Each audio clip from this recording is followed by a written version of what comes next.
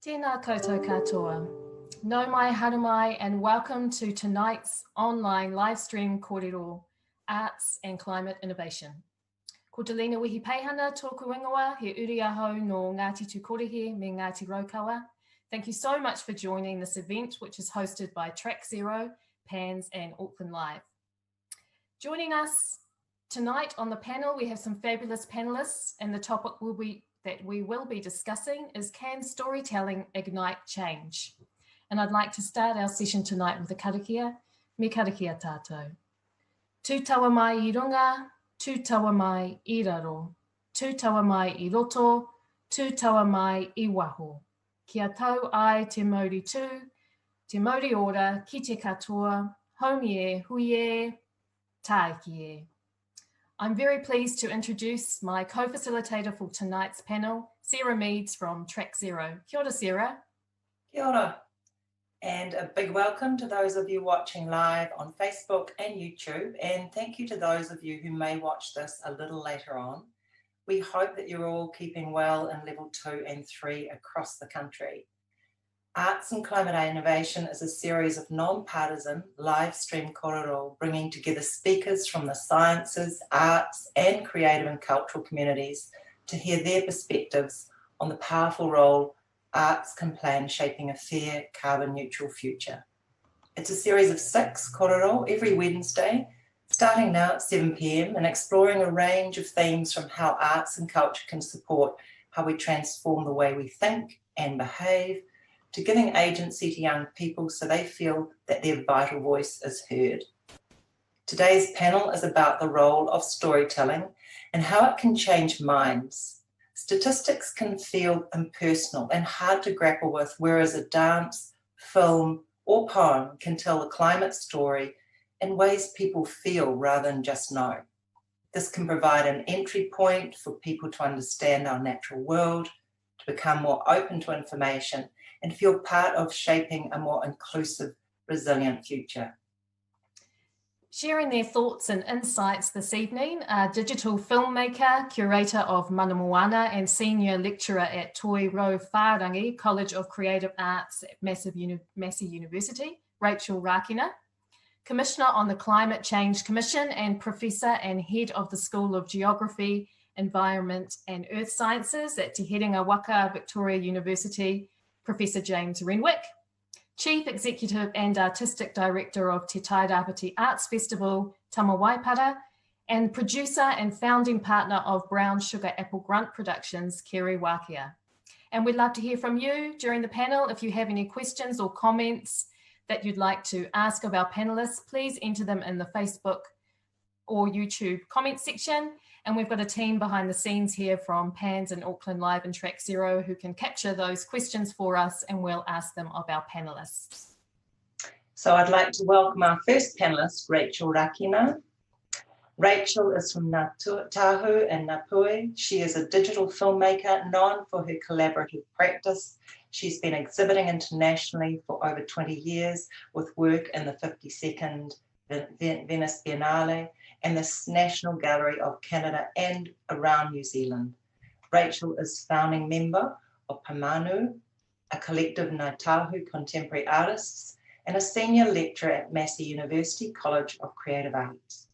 She co-conceived and co-curated Manamoana, a digital water screen platform bringing together leading interdisciplinary Māori and Pacific artists to collaborate, exploring relationships with our ocean, climate change and technology through Indigenous perspectives, knowledge and narrative. Over to you, Rachel. Kia ora. Kia ora koutou, ngā mihi aroha ki a koutou katoa. Ko whangaraupo te moana, ko te poho tamate e te maunga, ko te rāpaki o te raki whakaputa te marae, ko Ngāti Wheke te hapu, ko Ngaitahu me Ngāpuhi, me Ngāti Pākehā oku iwi. I feel like you just covered everything for me. Thank you for the welcome and the opportunity to have this kōrero. This is, I think it's important to consider how our art contributes to the world and makes an impact in the world, and how it can contribute to the discussion or understanding of climate change and other things that are really important. So I'm just going to talk a little bit about how I got to Mana Moana, because that's that's the latest big passion project for the moment for me. And it's a project that I've been working on for 2 years now with Mike Bridgman as my co-curator, and Rob Apiero from Storybox, and Andrew Crute also from Storybox. So we've sort of developed this production curatorial tech team, and then we've been so fortunate to work with a whole lot of artists that really excite us across the board. So and telling stories about our relationship with the ocean, our relationship with each other, from an Indigenous perspective. So I'm just going to scale it back. It's all about the ocean, it's all about water, but I started making art about water when I was at art school, and it's more than 30 years ago now, about 30 years ago. And I also started collaborating back then. In fact, that was kind of the essential thing. When you're an art student, you often, if you're working with a camera or lens-based, you often need somebody to be in front of the camera. And so I started collaborating with my peers, and particularly Marcus Thompson, while I was at art school. And he had grown up in Twizel, and his dad was an outdoor ed teacher. So he grew up ice skating on the lakes in winter and diving, and he climbed Aoraki when he was 15. And so we kind of paired up. He also had a car, and he could rollerblade. And so we got quite experimental with a camera, and we drove all around Dunedin and did a lot of filming, but we also started filming underwater.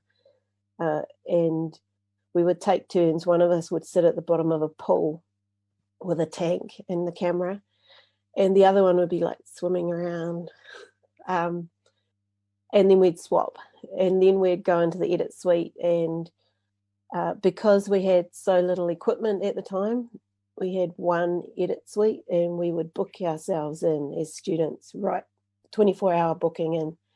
And so we would just take turns, and one of us would edit, and then we'd hand over all the footage to the other, and then they would edit, and then, we'd come back and play with what they had done.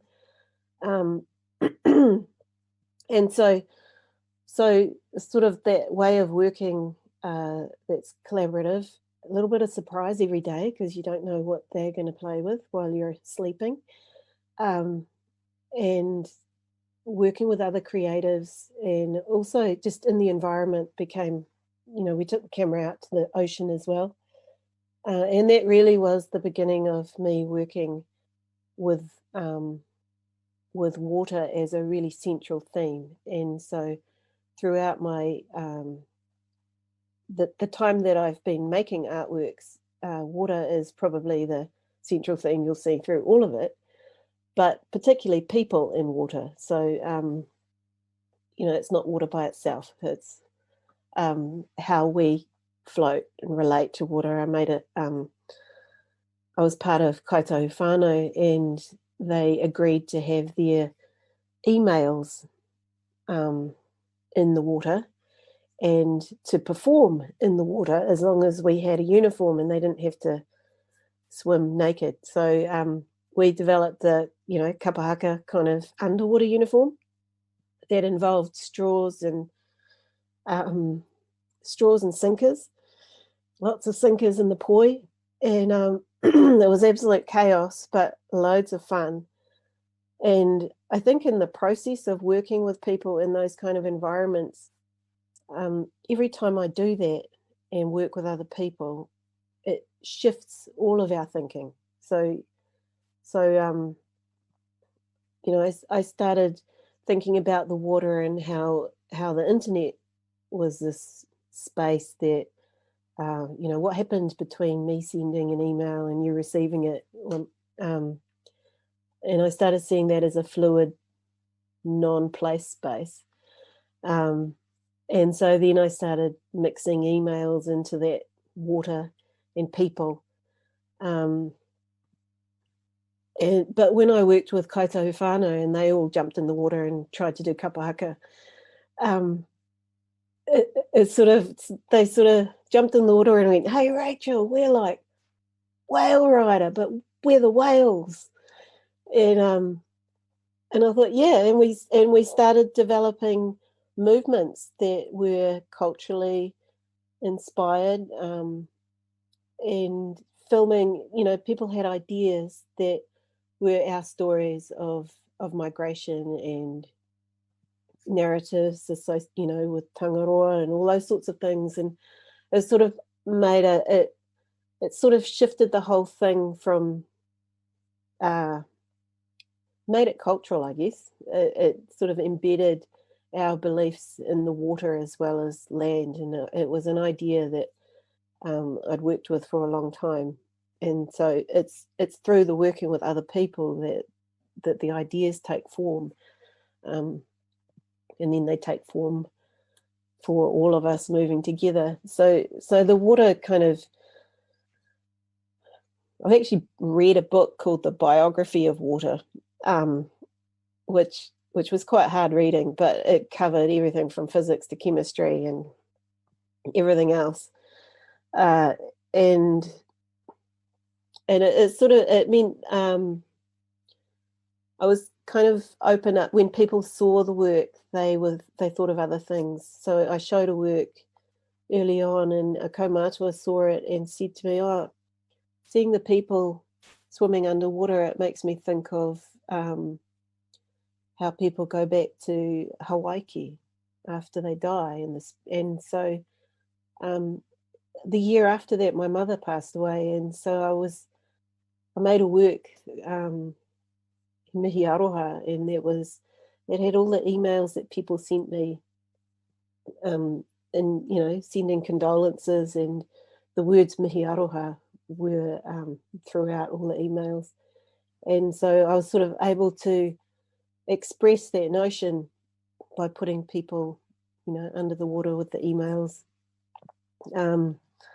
And then a bit later on, I did some work with Brett Graham, and we looked at the river. So we looked at the Waikato River and where his grandfather and father were from and had grown up. And that part of the river has been completely flooded twice to make hydroelectric power stations. And so we were able to sort of, same thing, people with water and thinking about cultural loss, thinking about what's still under the water. There's a whole township under the water. And yeah, so I've kind of had a water theme going on.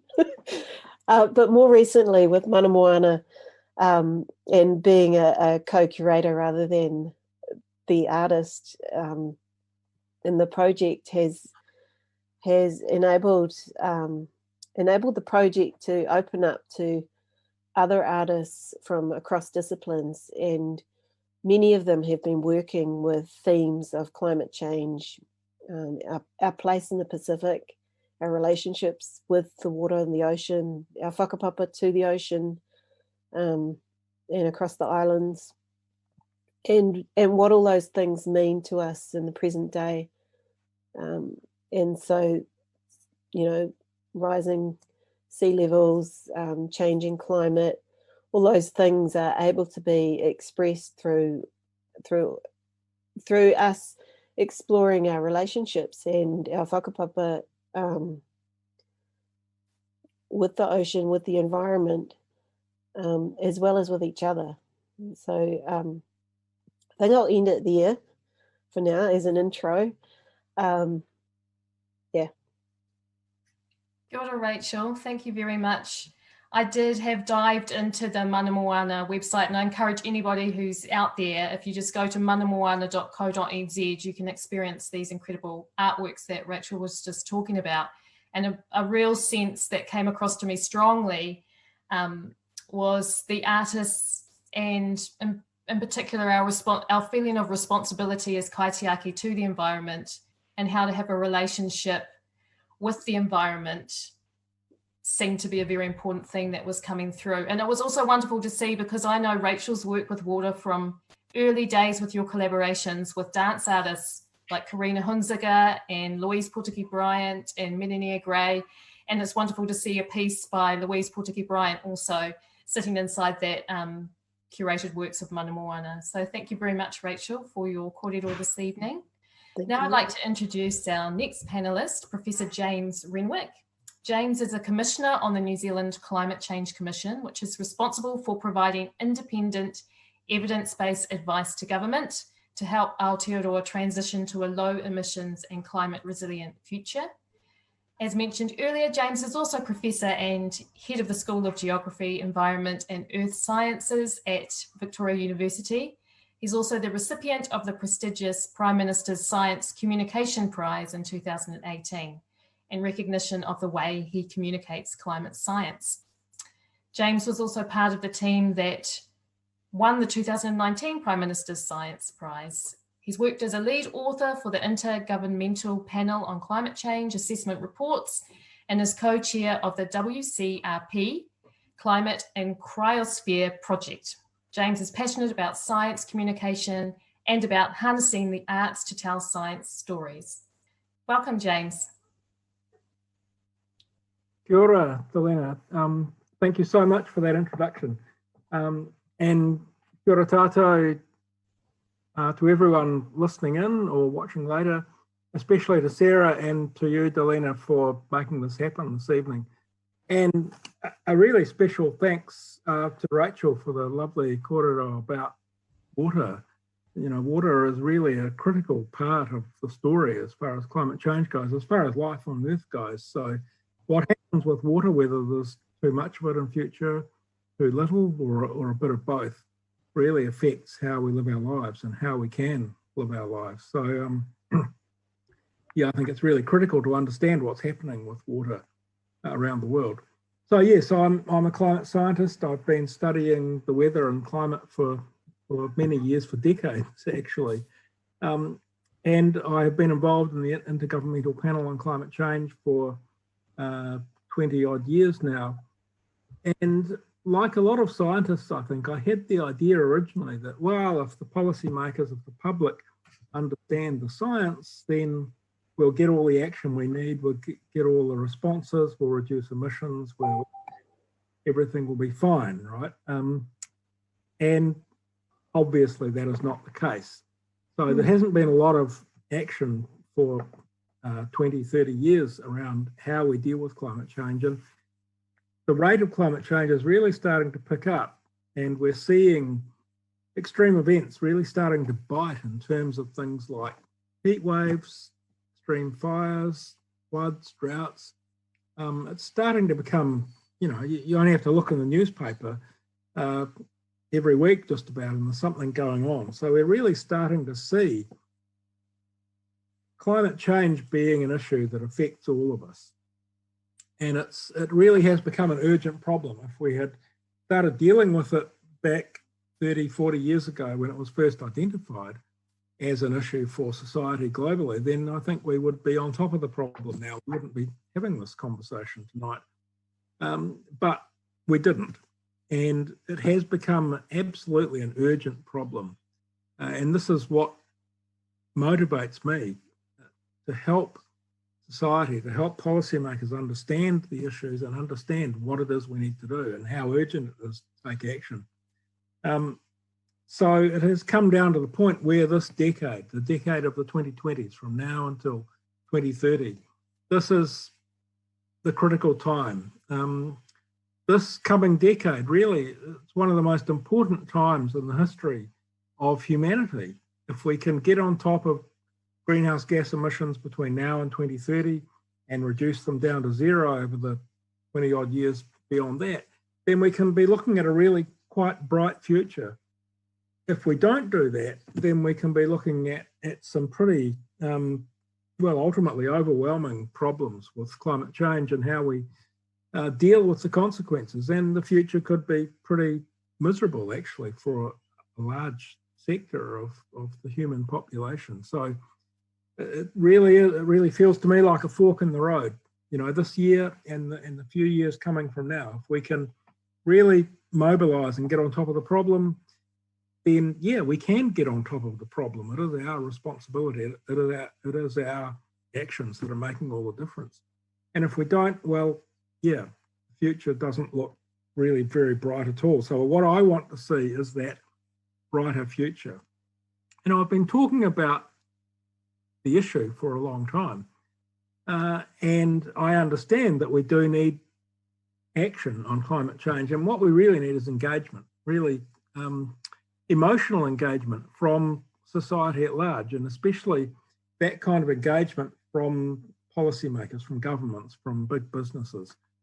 And over time, I've come to understand that, most people don't really engage with the science. I'm a real data geek. I love crunching numbers. I like looking at graphs. I love data sets. But, most people don't really get very excited about a time series plot or a bar graph or a pie chart. But almost everybody in the world has some kind of engagement with the arts, whether that's through listening to music or reading books or watching movies and videos, going to the theatre. Most people have some sort of interest in artistic expression. And the arts are all about that kind of engagement, about connecting with people's emotions, about connecting with us as humans, not about, what's in your head. It's really what's in your heart and your gut. And what do you really feel about what's going on today? And the arts can help us to understand the world around us and what the past means, what the future might hold.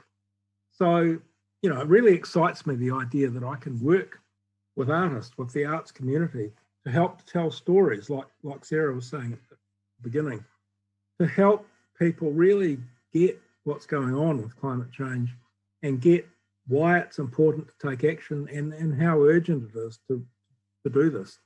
And it's not as though I'm trying to tell some gloom and doom story at all. We are the ones causing the change, and we are totally the ones who can stop the change or reduce the change. The climate's not going to blow up and go out of control in 10 years' time or anything. It's totally down to us when we stop emitting greenhouse gases. If we do that tomorrow, wonderful. If we do it in 10 years' time, fabulous. If it takes a century, well, not so fabulous. So I want to see, my bottom line beyond understanding the science, or probably before understanding the science actually, is seeing action happen, motivating society, motivating policymakers to take the action we need to take on climate change. And I personally think that artistic expression, storytelling from the arts, whether that's actual stories through stories and books, or whether it's, music or fine arts, anything at all that connects with people, that helps them understand what it is we need to do and how we go about doing it. What does it mean for us, for our whānau, for our community, for our workplace? How do we talk to each other about this issue? Because it's critically important. And I'm just up for anything we can do to help advance the conversation, really. And it really excites me and humbles me that I can work with these amazing artists who do this incredible mahi around presenting how they see the world and what it's been, what it could be. And if I can assist that effort, then that's wonderful for me. So look, I think that's all I need to say. I'll hand back to Elena, Sarah, and we'll carry on. Thank you, James.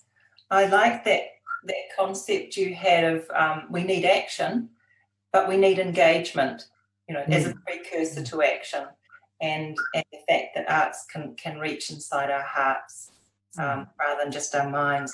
It reminds me of a time you and I both were in a room, I think, and showing that classic graph where emissions, greenhouse gas emissions are rising high up the graph and increasing rapidly and not coming down. And I think a singer or a musician was in the room, and they were saying if only as a nation we could sing that graph, and it would really, really strike home. Yeah, as you said, there's a lot of data. Let's turn it into something musical and we'll get it straight away. And we don't want to go there. We don't want to go to those high notes. Absolutely. So thank you, James. Our next panellist is Kiriwakia. She's both Papua New Guinean and Scottish. She is a producer and founding partner of Brown Sugar Apple Grunt Productions. Kiri's been at the forefront of some of New Zealand's most innovative content for film, television and web. And she's passionate about telling Maori and Pacific stories. Her second feature film, Vi, set in 7 Pacific Island countries and made in collaboration with 9 Pacific Vine, had its world premiere at Villanelle Film Festival in 2019. In 2016, Kiri produced a groundbreaking feature film, Waru, made up of 8 vignettes and made in collaboration with 9 Wahine Maori filmmakers. Acknowledged as Woman to Watch at the 2014 New Zealand Women in Film and Television Awards, Kiri was also awarded the Screen Production and Development Association Independent Producer of the Year Award in 2017. And Kiri, I think you're also working on a 3rd feature film due out this year. Over to you. Kia ora. Thank you, Sarah. The 3rd feature film did go out this year, and then we had COVID, so not so great, but it's a great film, and you can get it on iTunes. It's called The Legend of Barantoa. I'm just going to plug that. But Boina Malana, kia ora, good evening everyone. I'm Kiriwakia.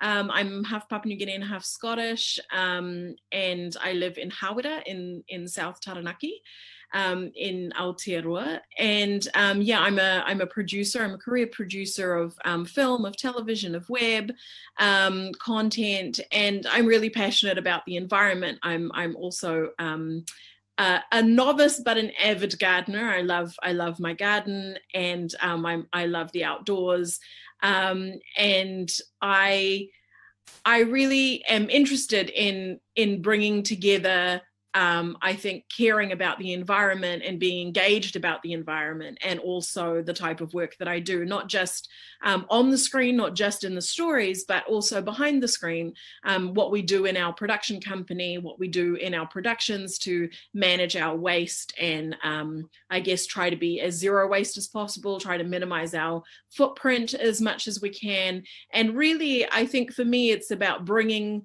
all of that to our consciousness rather than kind of having it in our subconscious. And I think I feel like for a long time I walked around thinking, oh yeah, I want to do better, but then not actually doing it, and then taking really small steps to kind of starting to put that in place in my own home, with my own family, with my own children, and then moving that into the workplace. And I think that, I'm not a scientist, and James is really impressive with all of his kōrero and all the data that he knows.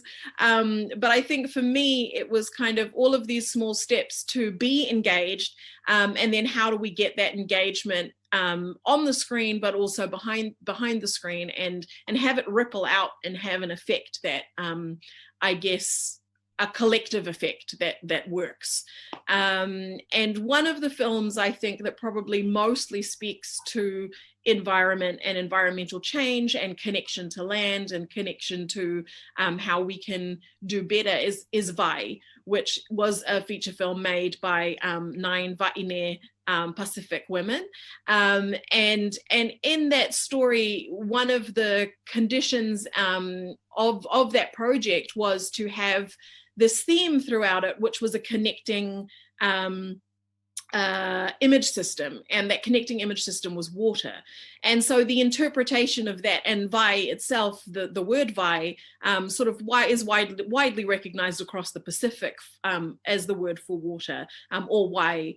And so we wanted for that to not only be the name of the lead character, but for that image system of water to be connected through. And I loved what you've been talking about, Rachel, in terms of your work and bringing water through. And it is such a vital part of life and such a vital connection for all of us. And I think here in the Pacific, it's, you know, one of the things we talk about is how it connects us. It doesn't separate us.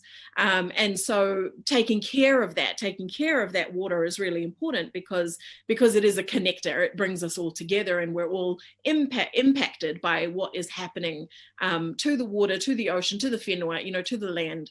And so I think that those are the sorts of things that I'm passionate about. And I think that the women of Vai really brought that into that film, those writer-directors.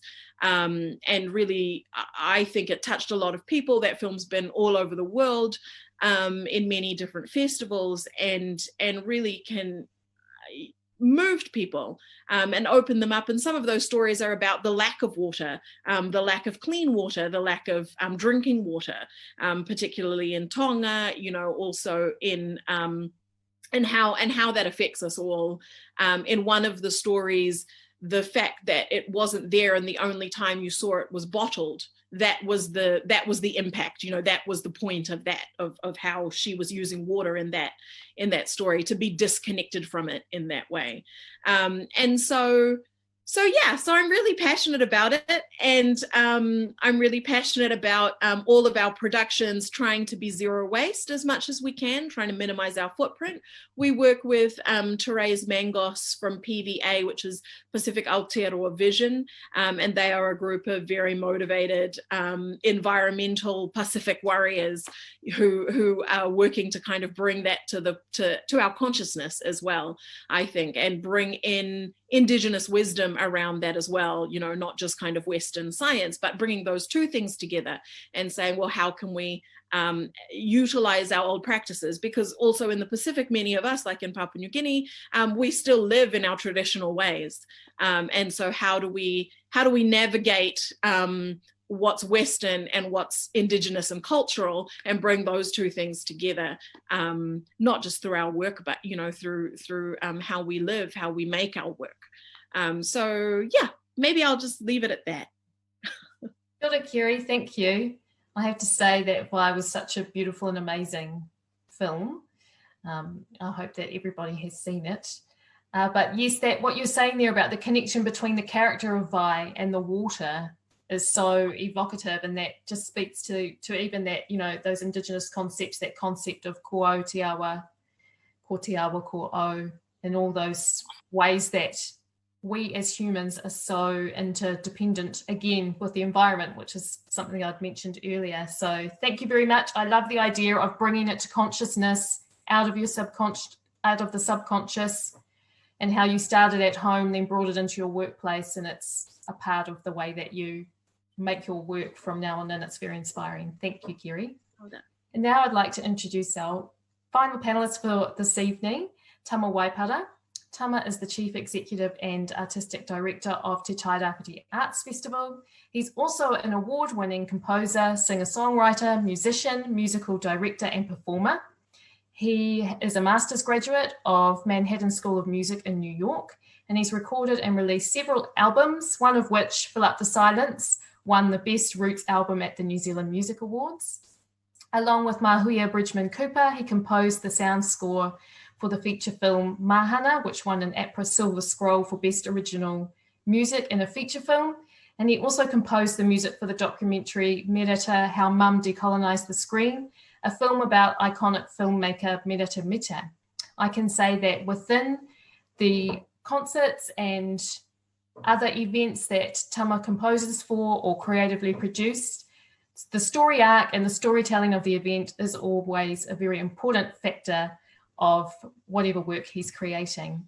And it's wonderful to have you join us tonight, Tama. Kia ora. Kia ora, Delina. Tēnā rā tātou katoa, tēnei te miha ki ngā mihi kua mihia, ko waiau, ko manawaru te maunga, ko te ara e te awa, ko ruapani, rongokata, Ngāti Porou o Kuiwi, ko tama waipara tōku ingoa. Yeah, gosh. Firstly, I have to say I'm filled with imposter syndrome after sitting here amongst this engaging and inspiring group of people. Very humbling to just to listen to you all and hear the depth of care and thought in your story and in your life's work. I suppose for my part, my journey in the arts began in music. But in all things, I suppose it comes for me back to whānau. And when I think about this kaupapa tonight of storytelling and voice and, you know, it's a stupid word, but value, it feels very much like we spend a lot of time circling around this sense of proving the value of things, you know, whether it's the value of our tuakana, you know, papa tuanuku, or our role in relation to moana, or how we sit inside that, how we are of it, how it is of us. And it feels very parallel really to the world the creative world that we all inhabit. In a sense, we're constantly holding up the things that, you know, in times like now, when the world is in turmoil, are often seen as a nice to have, not a must have. And yet, for me, art is life and intrinsic. It is an essential part of my well-being. And from what I've heard tonight, you know, that's echoed amongst all of our panelists. And I just see so much connection between all of the things that everyone has talked about, you know, from the science and the deeply considered science and the, you know, James, you talked about heart and how what we do and what the arts can do engages the heart, but it's very apparent the heart that you have for what it is that you do, and in fact what you do for all of us. You know, I think in my own whānau, my tuakana, my older brother Nick, and the work he's done around Kauri dieback and just, you know, I am the Pōtiki. I've been very much, you know, shielded from the perils of the world in some ways because I had two older brothers to look up to. But a lifetime of watching someone who's deeply passionate about the science, but it's not science without heart. It's always driven by this absolute depth of care for humanity. And I just feel very humbled to sit in this panel tonight and reflect and think about what our various roles are to play in that. James, you talked about small steps. Kiri's, rather, you talked about small steps and the little things we do to engage. I'm very lucky to work on the kaupapa I do, Te Tairāwhiti Arts Festival. We're young. We had our first festival last year, and our kaupapa is really simple. And the fact really that we actually considered kaupapa first, in many ways, I suppose, and Delina, you'll relate to this, having spent many years working in that festival context and very much a Eurocentric model, and I don't say that critically, I say that, you know, honestly. that's come from a model of types of festivals that we've seen the world over. But I guess when we began ours, we wanted to be really clear about what it was that anchored us. Why exist? For what purpose? So our kaupapa was built on that and by the people. And in and amongst our kaupapa are these values, you know, all the tangas, manaakitanga, ngā reo e rua, tuku ihotanga, ngā kaumahaki. But nestled in there is tiaki taiao. And for us, that means championing the care of our environment. And that's in every sense. So it's thinking beyond ourselves. It's thinking intergenerationally. It's thinking, you know, be a better ancestor.com. You know, it's... And for me, if you don't have that heart and that clear sense of purpose, it's just window shopping, you know. So I certainly don't really have anything to add to the kōrero tonight, other than to say, yes, it's all about story, and it's all about voice, and it's all about acknowledging that we are part of something much bigger than our here and now, and that responsibility and purpose is fed from Papatūānuku. Kia ora. Kia ora, Tama, and thank you so much for your insights. And for those who may not know, Te Tarawhiti Festival is coming up in October. Hopefully we'll continue on within COVID restrictions. And Tama, you were saying you're going to be launching at the end of August, going live rather as a gathering. So people could go and check that out online with the program launch coming up. So really exciting. Some really lovely concepts in there about caring and that championing of care of the environment intergenerationally, which came up, which seemed really important. If you've got any questions for our panellists, please feel free to send them through and we will try and have them answered. But I've got one here that I thought I'd ask all of you, and that is, do you think different types of art form, performance, visual, written, are better ways of expressing and storytelling, or do they all have things of value to add? And the same, I suppose, with the science disciplines as well. Some may be more easily adapted to an artistic expression or storytelling. So perhaps start with you, Tama. Well, I mean, I think it's yes. And I suppose I think, I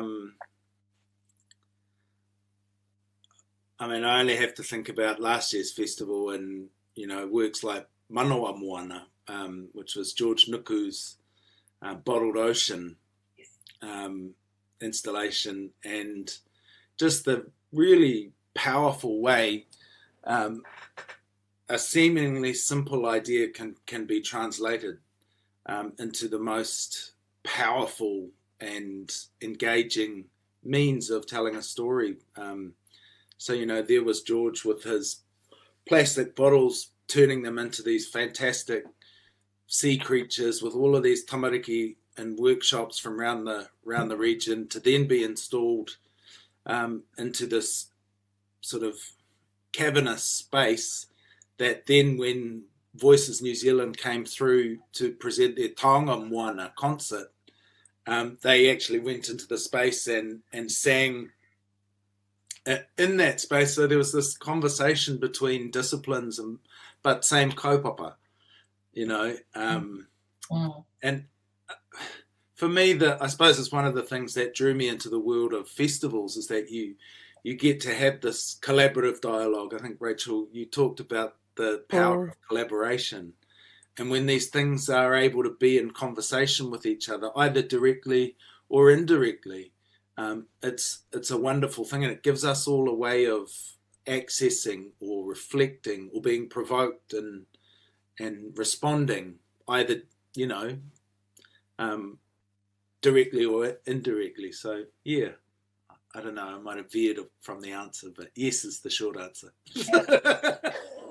Does anybody else want to respond to that question? Yeah, I mean, I would agree. I mean, I totally agree with Tama that the short answer is yes, absolutely. Because I think, I mean, I feel like with science, we ask a lot of questions, right? We're kind of seeking answers and asking questions, and we do the same thing with our art form. That's sort of where they combine, where they can collaborate. We're also asking questions. We don't necessarily have all the answers, but we want to provoke. We want to ask questions. We want to have discussion. We want to collaborate. When you collaborate, you're bringing a whole heap of different perspectives to the table. That's the beauty of that. You know, you're asking who's missing. Let's bring them in here and get them to show, you know, tell us their perspective, so that we can have a fuller picture, so we can keep searching, so we can keep digging deeper and asking those questions. And so, yeah, absolutely. I think every art form has a part to play. Just like, you know, James has said himself as well, that everybody has a part to play in kind of environmental awareness and practices. I think it's the same thing. It's the same thing with all the different arts, and then how that touches people and reaches people is also very different depending on where they're coming from, where they stand in the world and in their own journey through life. So again, like Tama said, I mean, the short answer is yes, and then we could sort of talk about it forever because. I've got a question, and this relates to just this current time of finding ourselves back in lockdown, certainly in Auckland, lockdown level 2, and across the country, lockdown level 3, and alert level 2 everywhere else. In terms of a lot of them, you know, we had some messages that came out of the first lockdown where people were saying, look at the planet, look how we're letting the planet thrive and recover through this period of us having to slow down. James, have you got any comment or things to add about that fact? Yes, of course. And very insightful comment. And I think a lot of people have reflected on this, that during the lockdown we experienced back in March, April, and not just in New Zealand, but especially I think around the world, some of the big cities saw the skies clear. Suddenly, if you were in New Delhi, you could see the Himalayas. You know, the natural world became more obvious to all of us. And here in New Zealand, in the lockdown, we were restricted to walking around our neighbourhoods, and I went to the local park and so on. And I think we all connected with our environment, our own local environment, much more than we have at other times when we're all busily going off to work and doing our lives, whatever we do. So I think that was a learning for everybody, actually, that we could have that connection if we just take a breath and look around ourselves. But that thing about the skies clearing and the air pollution essentially disappearing for a matter of weeks, that was a fantastic thing to see, but it was a very short-term effect.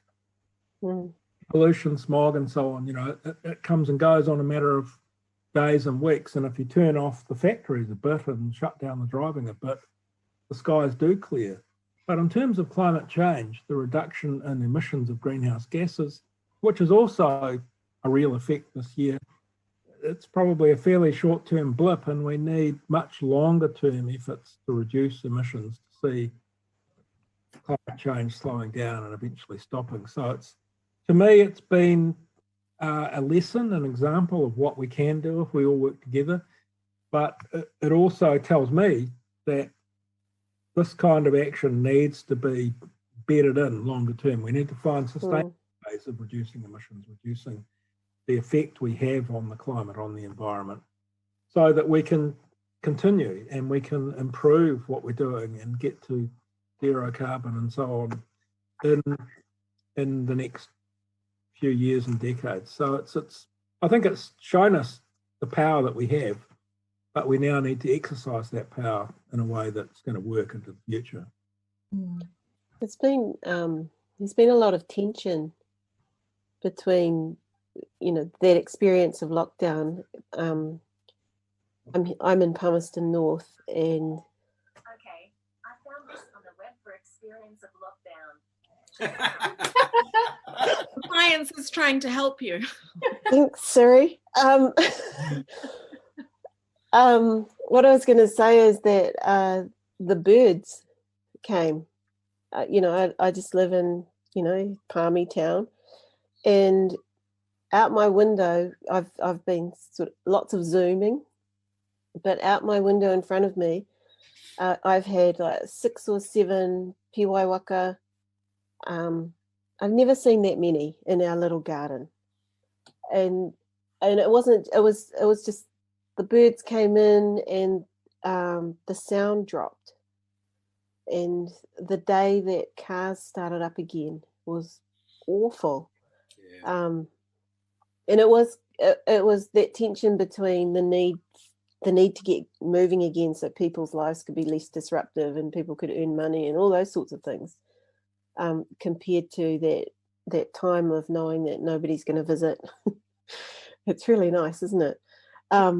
You don't realize just how much you know we're always ready to engage, and all of a sudden it was like, no, nobody's going to knock on the door today, because that would be bursting a bubble. And that quiet was really, I think a lot of us really enjoyed it. I know that wasn't everyone's experience, but it was a moment where you could see what it could be like.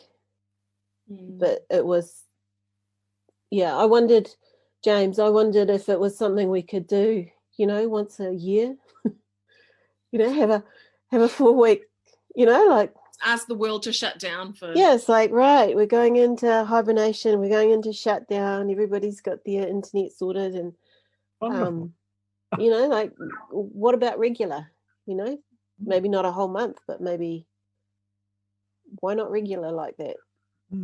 And also, I suppose, you know, when I think back to when we were kids, when I was a kid, you know, the shops weren't open on Sundays or Saturdays, or in the evenings. You know, there were a whole lot of things that it's incredibly convenient for us now. Everything's really available, but you know, all those sorts of things maybe we could take those back a bit. Great idea.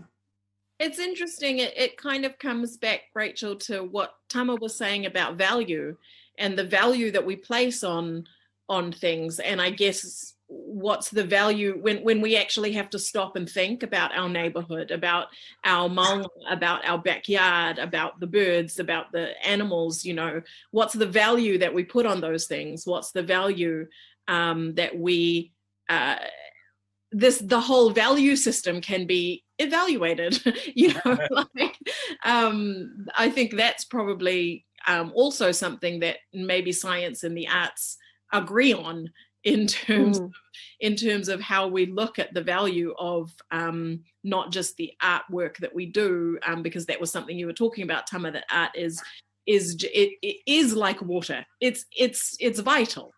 And so, yeah, how do we, COVID kind of has given us an opportunity globally to evaluate that, to look at that. Yeah, I don't know where I'm going with that thought, but just it's given me a thought, Kiri, which is, you know, when Tama was talking about value, voice, and storytelling, what types of stories should we be telling in terms of the climate crisis? Are we telling hopeful stories about the future? Should we be telling stories of a dystopian future, you know, of what's going to happen if we don't act? Should we be telling stories about, you know, how things used to be? You know, what's your sort of approach? I know when you guys were making Waru, there was a, you know, that came up in your creative collaborators kōrero. Should we be telling a story about this? Do we want to, you know, it was about the death of a child through kind of child abuse. Do we want to be actually telling that story? But then you found other beautiful ways to tell that story. Can we be doing something similar with the climate crisis? Yeah. Or should we just be telling the hard facts? I think we have to have the whole gambit, right?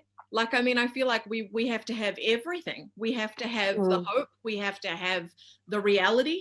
We have to have what it was like before, because I feel like certainly in my culture and in Pacific cultures, we exist in the past, present, and future. All of that's connected, you know. And so I do think that we have to. Sorry, I said like water. Yeah. And so we want to run that gambit, Delina, of all the stories. I think we do want to, and you know, Waru was created to be part of a conversation that people, particularly Māori women, were missing from that conversation in more ways than one. You know, and that was an important story to tell. And I think it's the same thing with environmental issues that affect people's lives in very real ways. And how do we tell that story? And probably without smashing the facts in front of them, like you say, James, because not everybody's into that. Some people want to come to a film and be entertained. And so how do we hide the vitamins in the ice cream? You know, like sometimes that's what we have to do. And then sometimes, like the art installation, Tama, it's like right there. It's a sea of bottles. This is the problem, you know, like, yeah. Well, I find it amazing how quickly we can sort of distance ourselves from the idea of cause and effect, that we're so egocentric. We're actually all Donald Trump. We don't see that what we do has an impact. I remember when, you know, the bushfires were happening in Australia and the sunrise was orange. Yeah. And you could smell the smoke coming off the water in the bay in Turanganuiakiwa, and someone was very surprised about that. And it's like, well, what do you think happens to smoke? Do you think that countries are in some sort of bubble force field and that won't travel? You know, it's this idea that because it's over there, we're completely disconnected from it. And therefore, because it's over there, we don't care about it because it doesn't affect me, because it's me, I. And I think that moment of pause allowed us to sort of understand that there is a consequence to taking a positive one, to taking action, or in that case, to being inactive.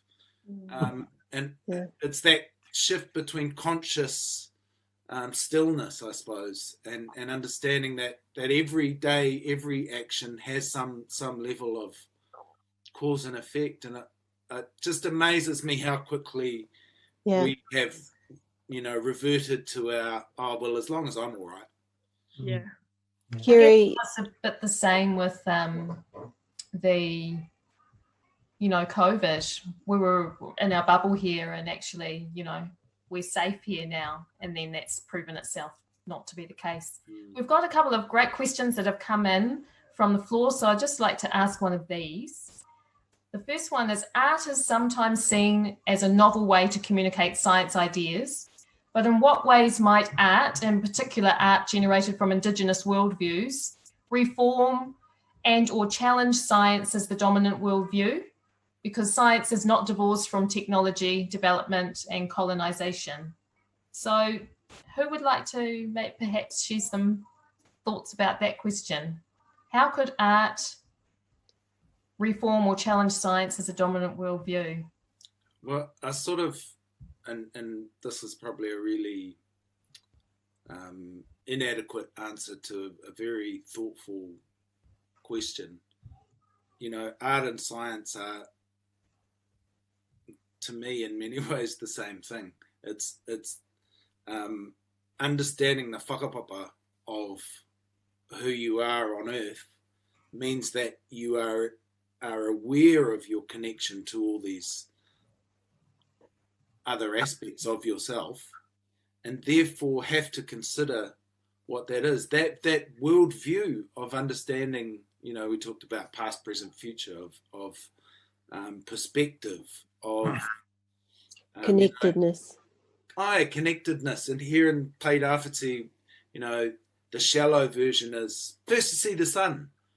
But actually, what does it mean to be, you know, in Te Rāwhiti? What is the exchange of energy and the perspective from which you see that? Te tai, the tide, or the place of perspective. Te rā, the energizer, the life bringer.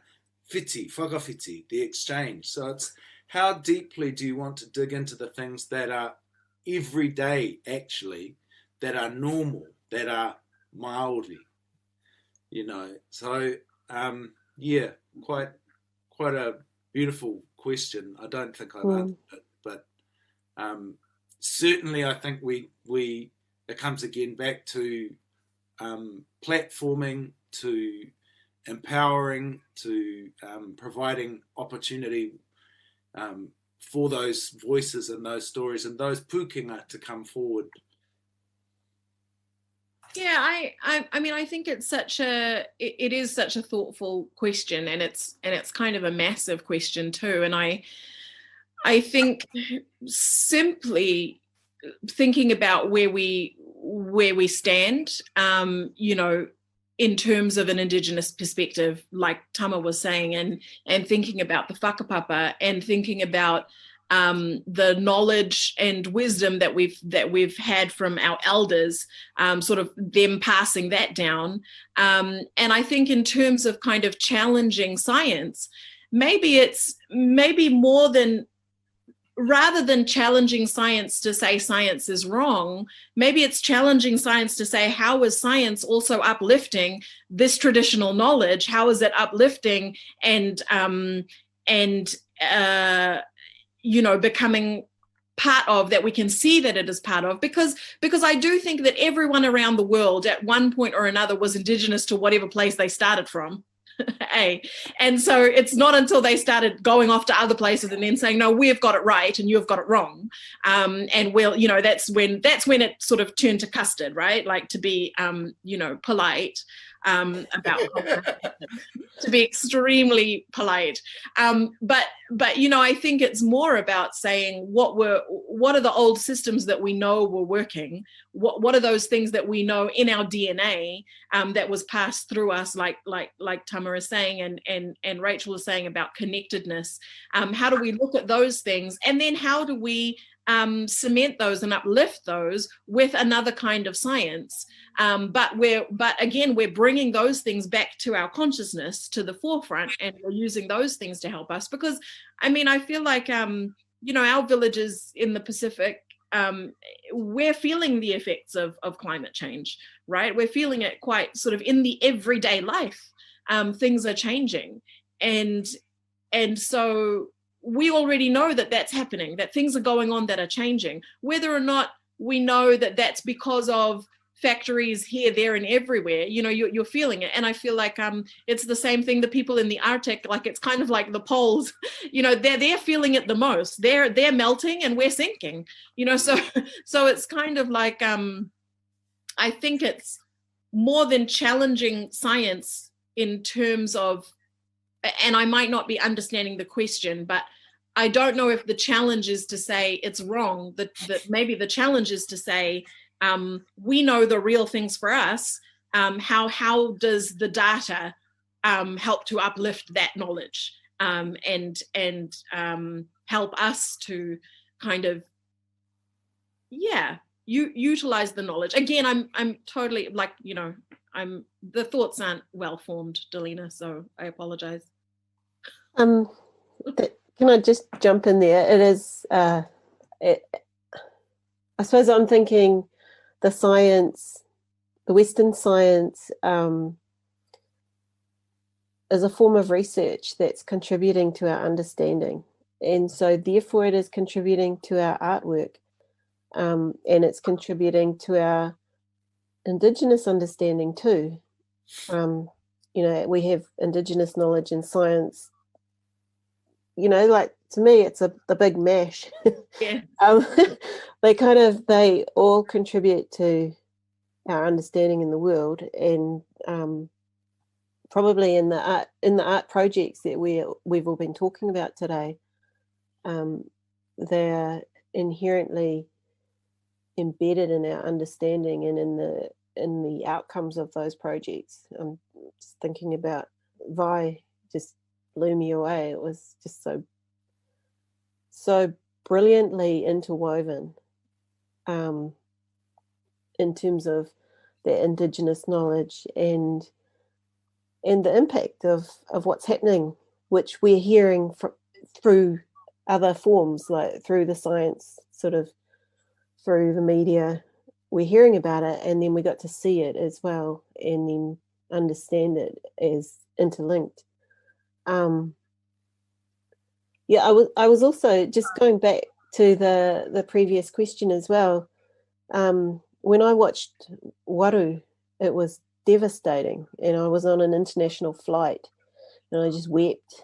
I just wept in my seat, and I had actually been saving it up because I knew it was going to be a bit like that. And sometimes those long haul flights are the only time you get to sort of have that time to yourself to have that experience. But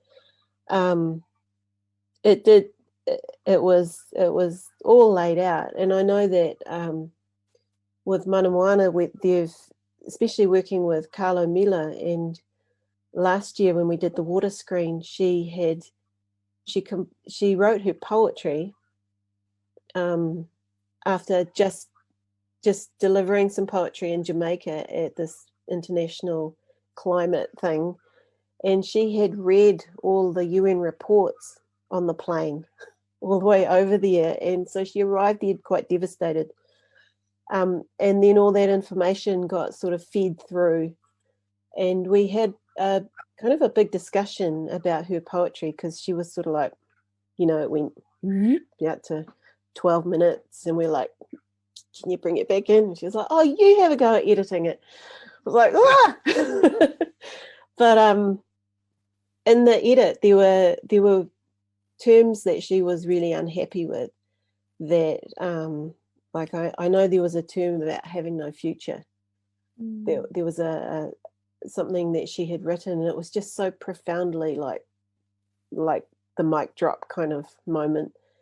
And I thought, you know, this is the kind of, we need to hear these kind of things. But at the time she was like, you know, there's not enough. There was no hope in that.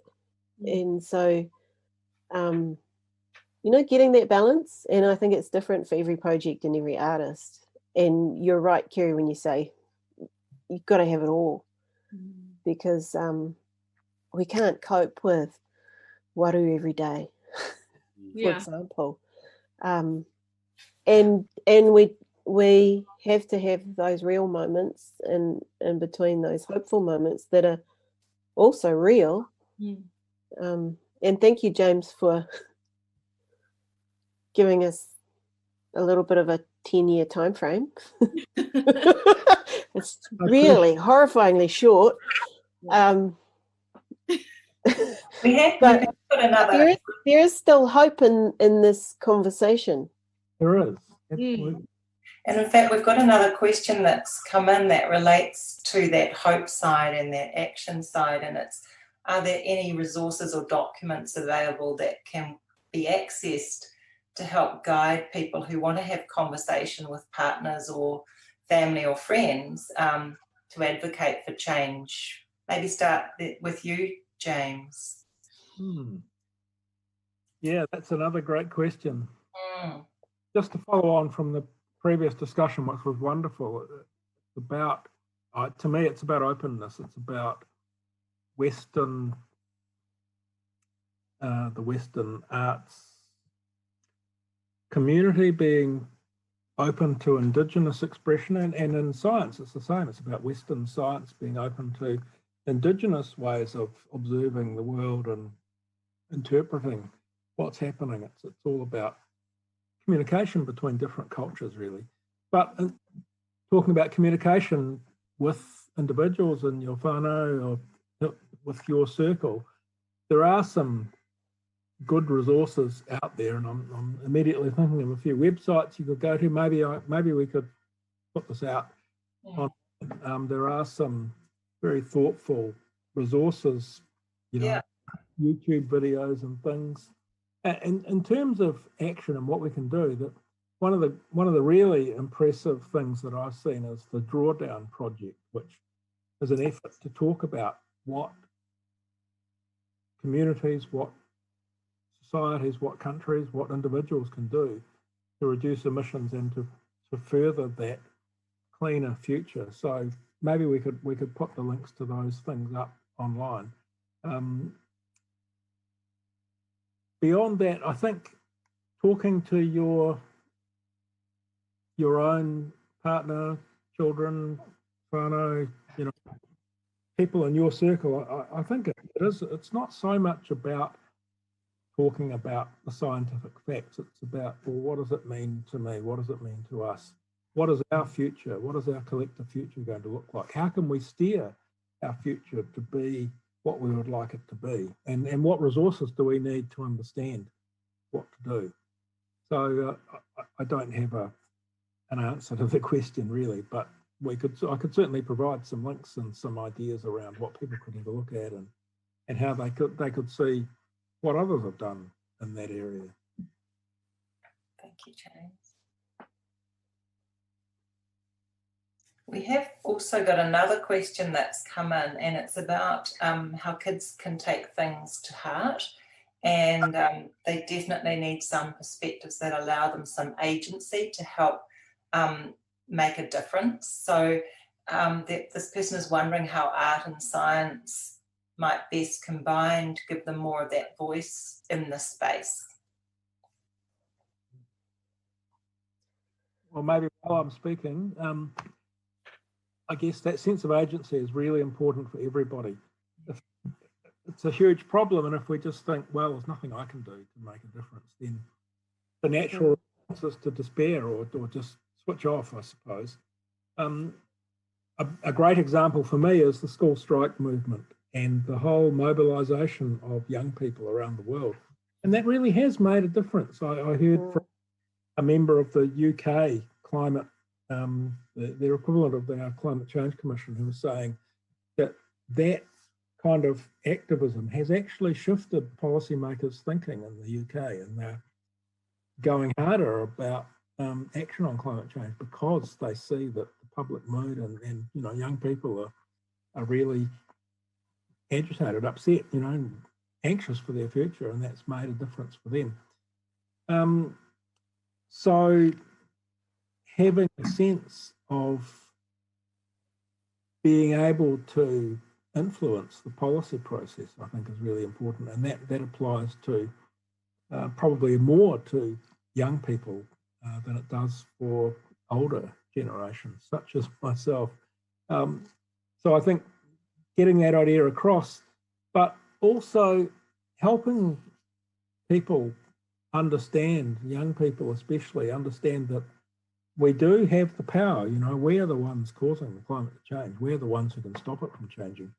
It is totally within our power to get on top of this. And like I was saying before, to not be led into thinking that it will overtake us, that it will go out of control. That it's totally in our control. It will continue to be in our control forevermore. However warm it gets, we can still stop further warming. So giving young people a sense that, they have the power, we all have the power to stop this problem, to really get on top of it, and that the sooner we take action, the better. So, yeah, I like to think that we can think about a much brighter future.